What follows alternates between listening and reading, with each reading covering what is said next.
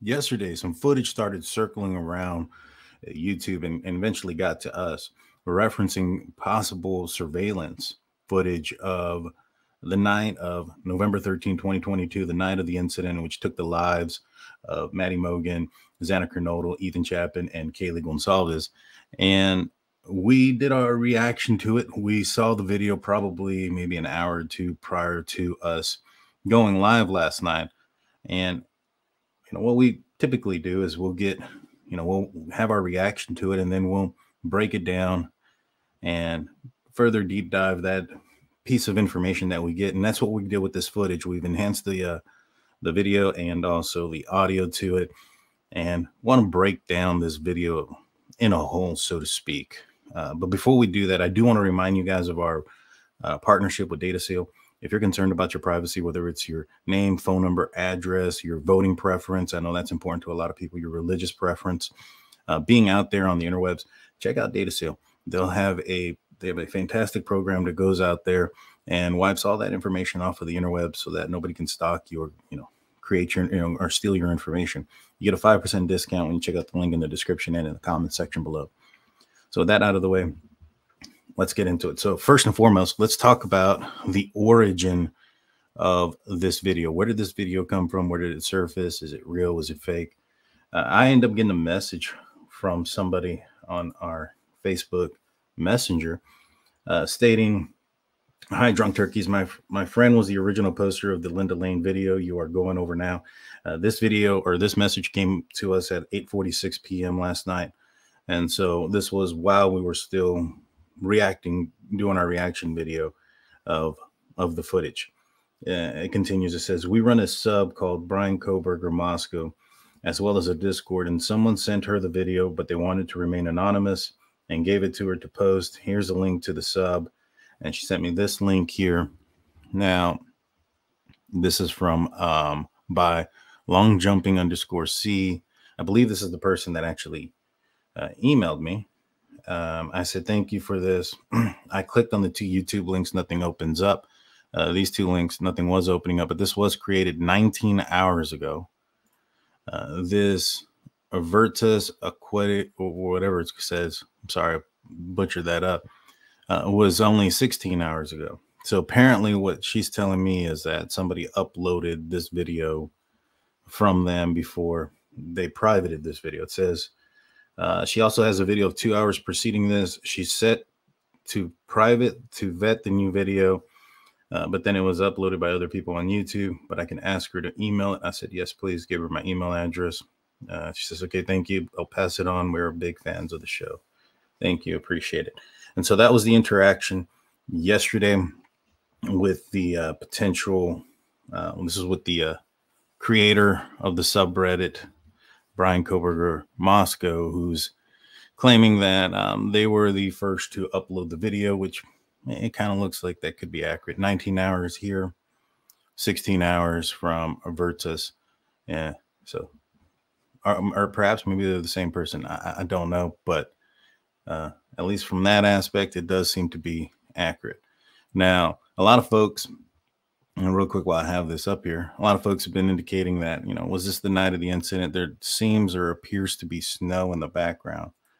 Well, fortunately, and I want to say thank you, Thomas, sent me this information after, I wanted to find some news articles from the day of, right? So this is published November 13th, 2022 at 9:11 p.m. Central Standard Time. So let's play this real quick.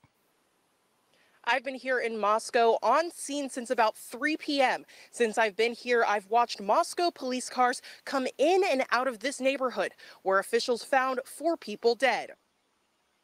Neighbors say they began noticing police cars flood the area around 12 p.m. today.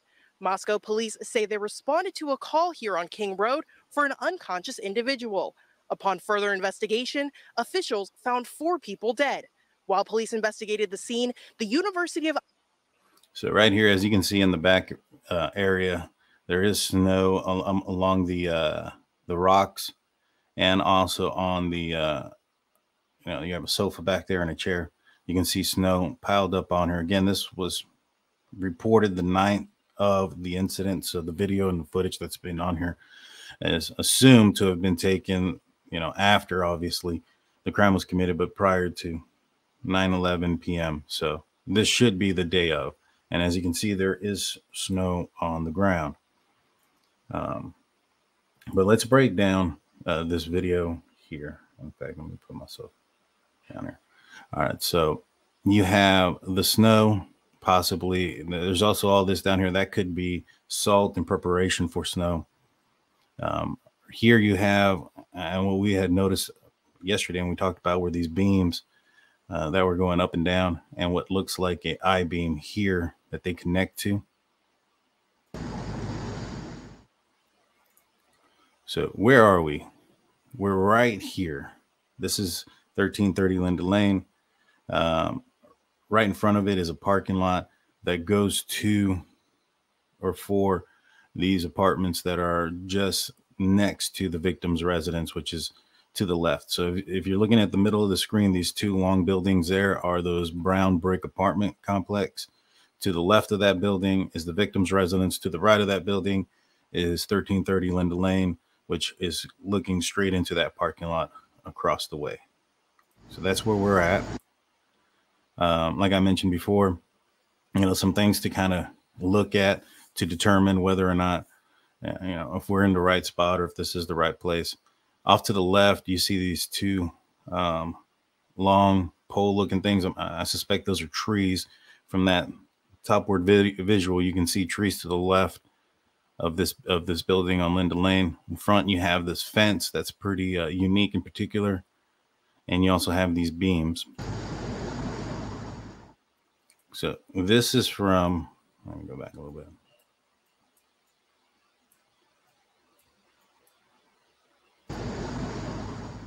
This is from the interview room, and I have this video. We'll play this video throughout this as well to kind of get an idea of where exactly, we are in this video and in the surveillance. But as you can see, there's this fence that has that diagonal piece of wood that goes across, and then these horizontal fence lines as well. So it seems to me very accurate. This seems to be the area. You have the beams that are going, the I-beams on the top. You have the circular beams going down into the ground. Another view of it.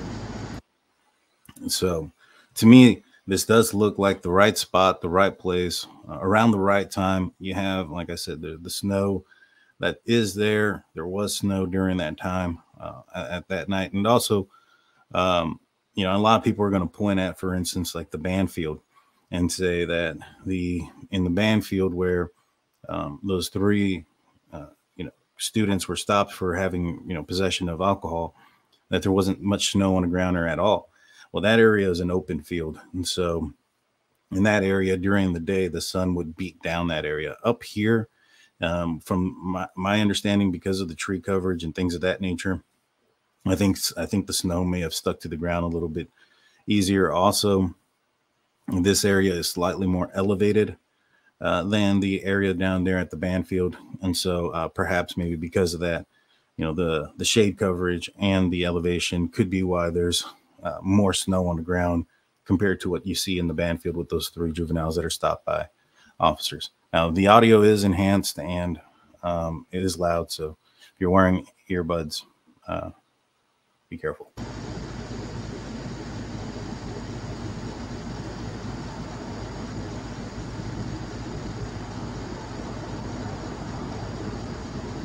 So according to the probable cause affidavit, at 4:04, the suspect vehicle enters the area and does a series of turns and stops before it eventually is suspected to have stopped, and the occupant of that vehicle enters the residence. So this at 4:05, where we're starting it off, you can kind of see where the vehicle comes in and does one of these 3-point turns.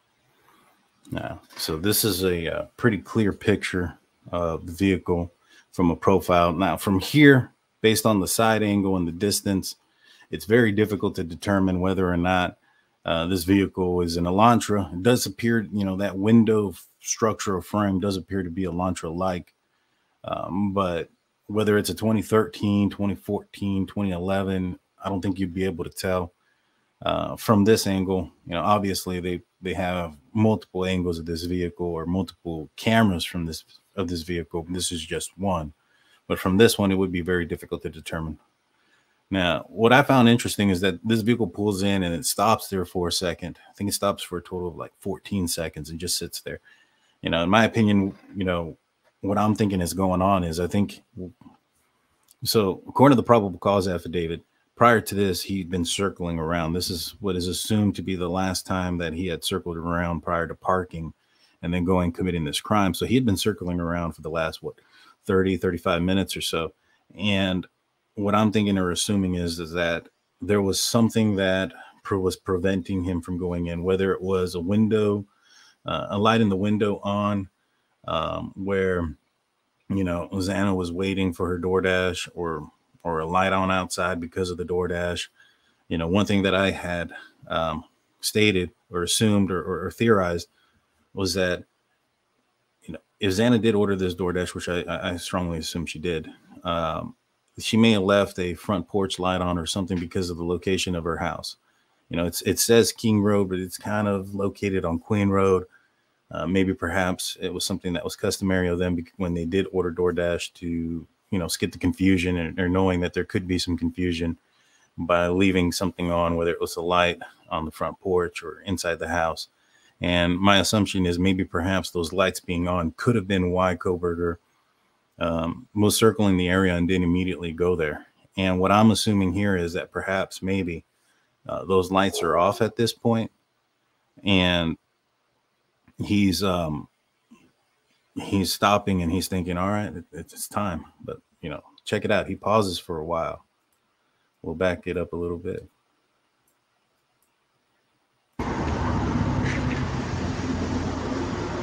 So 4:42 or 5 minutes and 42.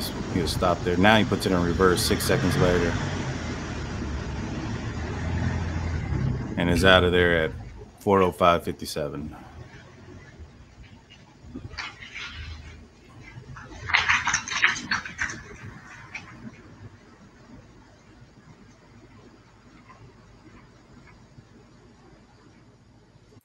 Now, a minute later, he comes back around. In my opinion, I think this is him that's coming back around. So where are we? 127. Let's start this over real quick. So here's where I think what he does is he comes back around. He does a 3-point turn over here at the end of King Road. I think he comes back around here and follows this green line, comes around, comes up and around, and parks back here. All right.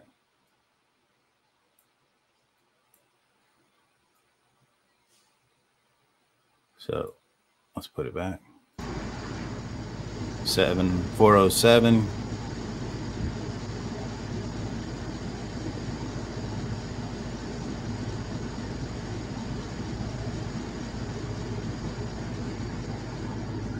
So this is about you hear a honk too, but this is a little bit over a minute after this vehicle had left. You hear it struggling. To me, I feel like I can hear it struggling going up. Maybe perhaps he had to come around here because that was a pretty steep embankment right there next to the victim's house. If he had gone up that direction, maybe perhaps he needed to go around, and in order to park there, had to go around and face downward instead of trying to go upwards. Plus, if he's going to be leaving at a high rate of speed or trying to get out of there quickly, you want to be facing the right direction, to get out. You don't want to be facing up the hill, then have to come around, or make another U-turn or come around this entire apartment complex to get out of there.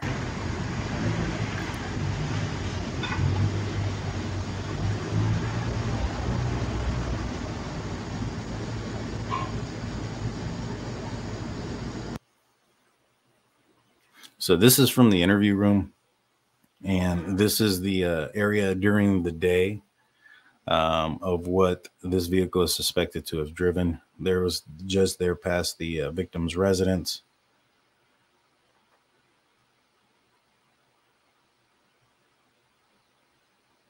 So this is what the path would have been for that vehicle.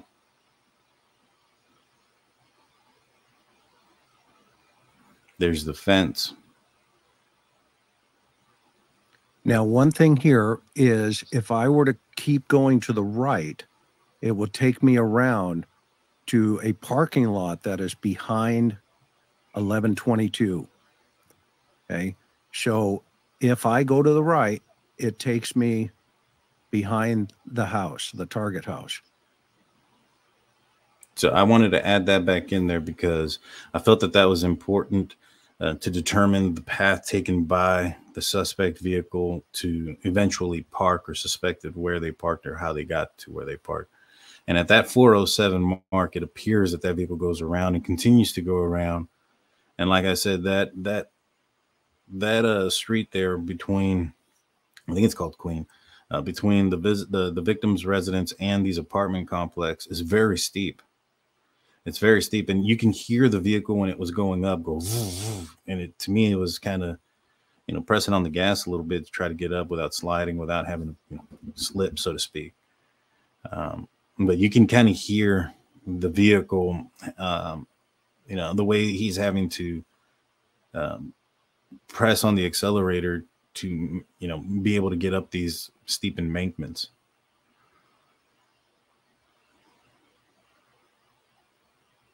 And so this is the back of the victim's residence here.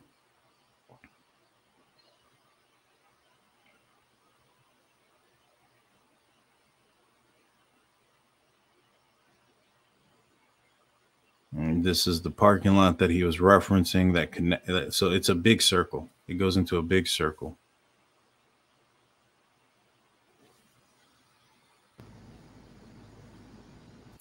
Now, I went back and I listened to a couple of things, and these are the things that I could hear. Some of this could be disturbing. You can hear what sounds like a scream here in a second.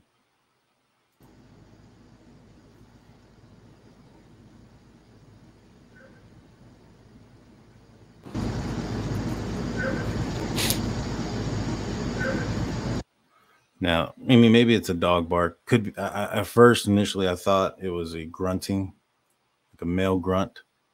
You guys let me know. We'll play that again. I played it 3 different times. So it's not 3 consecutive grunts. It's 1, but I played it 3 different times.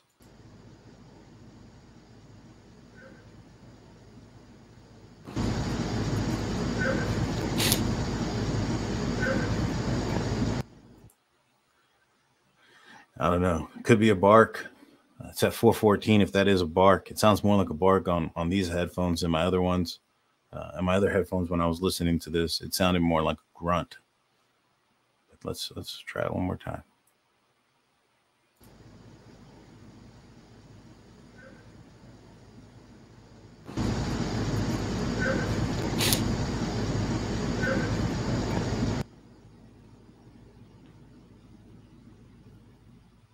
And then you hear what sounds like maybe a door slamming or something.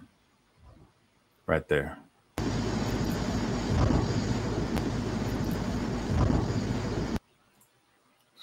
Again, that was 3 times that I played it back to back. It wasn't 3 slams.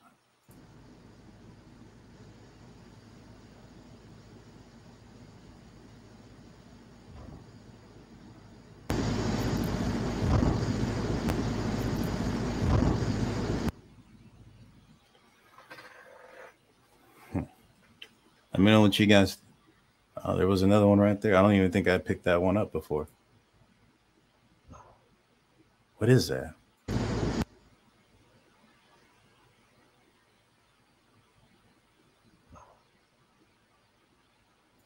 I know if you guys are hearing that, and the timestamp is up there. So if you guys want to go back and, you know, look at the original footage and try to hear what exactly I'm hearing here, let me know what you guys think you hear. Those sound like doors, or man, that last one sounded weird.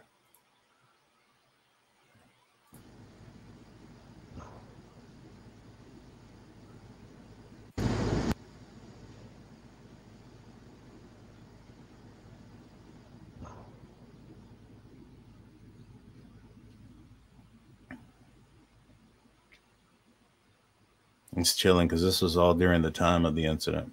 This is when it's occurring.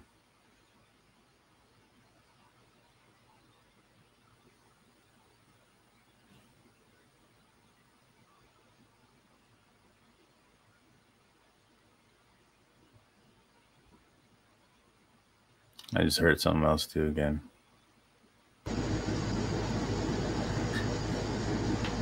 I'll probably have to go back in there and re-listen to everything, you know, after that. I couldn't hear much, so I cut it off into this point. And this point here is at 4:22 after the vehicle has left. You'll see somebody coming from the left side of the screen. You'll hear some noises from the right side. It sounds like somebody is unlocking their vehicle, you know, using their key fob, and you can see them walk, and you can kind of see them traverse through the fence line here until they get to the vehicle.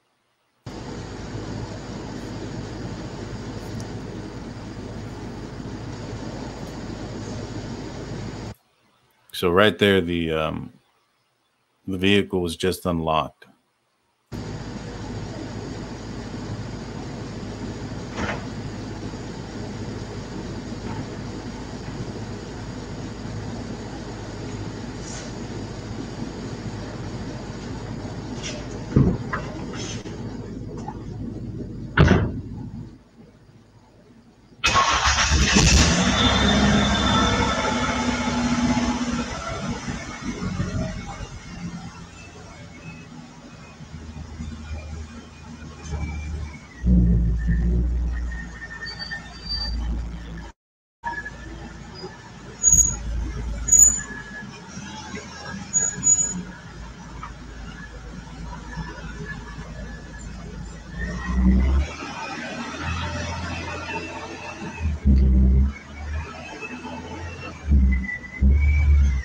You may want to turn down your yeah,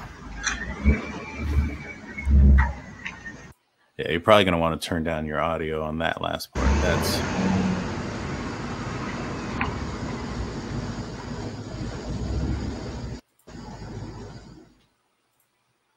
And so there it is. There's what I've been able to find and what I've been able to put together so far when it comes to this piece of footage. Let me know in the comments section what you guys think about it. Do you guys think that it is, well, first and foremost, do you guys think it's real? You know, I think that it is, you know, of the area. Is it accurate time, date, and all that other stuff? I'm not sure. I didn't take the footage myself, or it wasn't directly sent to me, so I couldn't tell you. But I think that it is of the area. It does seem to jive with the probable cause affidavit as far as the timing of things. And it does make a little bit of sense as far as, you know, why Kohberger may have taken the path, allegedly Kohberger may have taken the path that he did around this apartment complex to park back here. Let me know in the comment section. Let me know what you guys think. Please hit that like and subscribe button, ring that notification bell. That way you're notified of all of our content. We're going to be going live tomorrow night again. We'll see you guys there.